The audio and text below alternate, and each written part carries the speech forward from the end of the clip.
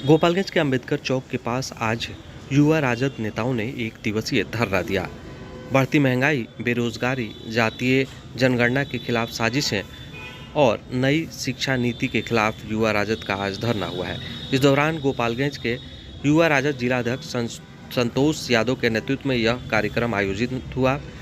इस कार्यक्रम में गोपालगंज के राजद जिला अध्यक्ष दिलीप सिंह, गोपालगंज के पूर्व विधायक रियाजुल हक राजू, मोहन गुप्ता सहित अन्य कई नेता शामिल थे।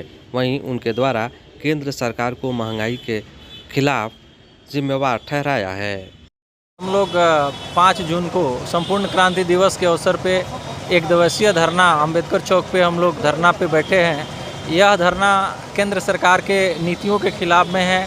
इस धरना का मूल उद्देश्य है जो नई शिक्षा नीति है, जिसमें गरीब और वंचित लोगों को जो शिक्षा के अधिकार से वंचित किया जा रहा है, निजीकरण किया जा रहा है, उसके खिलाफ में है। और साथ ही साथ जो समाज के सभी वर्गों को अधिकार देने के लिए जातीय जनगणना जो हो रहा था, उस पे जो भारतीय जनता पार्टी केंद्र की सरकार के द्वारा जो रोक लगाया गया है, उसके भी खिलाफ में आज हम लोग यहाँ एक दिवसीय धरना पे बैठे हैं।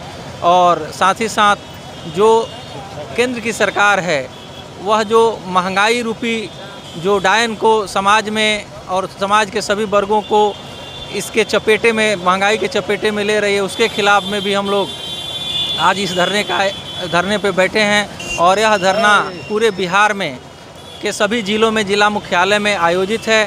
केंद्र सरकार की जो नीति है कि गरीब को गरीब बनाते जाओ, अमीर को अमीर बनाते जाओ, उसके खिलाफ में हम लोग आज इस धरना पे बैठे हुए हैं। और आने वाले समय में केंद्र की जो गलत नीति है कि गरीब को गरीब बना दो, कि विकास के नाम पे सिर्फ उसको खाना दिखे, बाकी उसको विकास नहीं दिखे, उसी के खिलाफ में आज हम लोग यहाँ धरना पे बैठे हैं केंद्र सरकार के। और धरना के बाद हम लोग राष्ट्रपति के लिए जो ज्ञापन बनाए हैं उसको जिलाधिकारी को सौंपेंगे।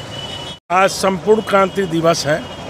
इस मौके पर ही राज्य ही नहीं, पूरे देश में युवा राष्ट्रीय जनता दल द्वारा एक दिवसीय धरना जिला मुख्यालय पर दिया गया है।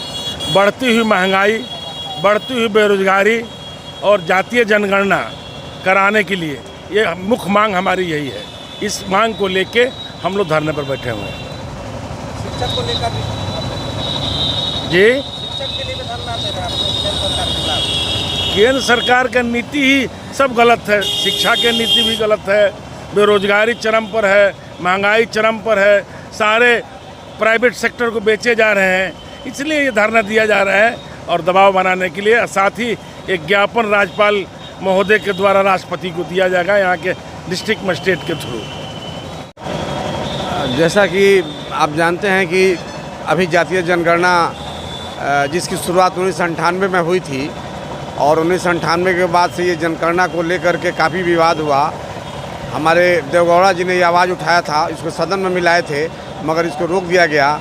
और इसको बहुत मजबूती से लालू यादव ने उठाया था इस मुद्दा को, जिसको जा करके अभी नीतीश जी और तेजस्वी की सरकार ने जनगणना कराने का निर्णय लिया है, जिसे अपरोक्ष रूप से बीजेपी के लोगों ने सुप्रीम कोर्ट के माध्यम से इसे रोकने का काम किया है। उसी के खिलाफ हम लोग धरना पर बैठे हुए हैं। और साथ साथ शिक्षा नीति के तहत अगर ये शिक्षा नीति लागू हो गई 2020, तो निश्चित रूप से हमारा जो पिछड़ा समाज है, जो दलित और गरीब समाज है, उन्हें काफ़ी नुकसान होगा। इन सारे मुद्दों को लेकर हम लोग धरना पर बैठे हुए हैं। हम लोगों के बिहार प्रदेश राष्ट्रीय जनता दल के आह्वान पे युवा राष्ट्रीय जनता दल के प्रदेश अध्यक्ष के द्वारा निर्देशित आज बिहार में जो जातीय जनगणना बिहार सरकार के द्वारा जो कराई जा रही थी, उसको भाजपा नीति गठबंधन की सरकार ने और नरेंद्र मोदी जी ने उस केंद्र के द्वारा ही सुप्रीम कोर्ट में PIL दाखिल करा करके और जिस जातीय आधारित जनगणना को रोकने का काम किया गया है, उसके खिलाफ में हम लोग युवा राष्ट्रीय जनता दल के तत्वाधान में आज एक दिवसीय धरना पर बैठे हैं। और जो देश में केंद्र की सरकार नई शिक्षा नीति जो लागू कर रही है, उस नई शिक्षा नीति के लागू करने के विरोध में और जो देश में व्याप्त महंगाई और बेरोजगारी के मुद्दे पर हम लोग आज एक दिवसीय धरने पर बैठे हुए हैं। अगर आप हमारा चैनल YouTube पर देख रहे हो तो सब्सक्राइब ज़रूर कर लीजिएगा।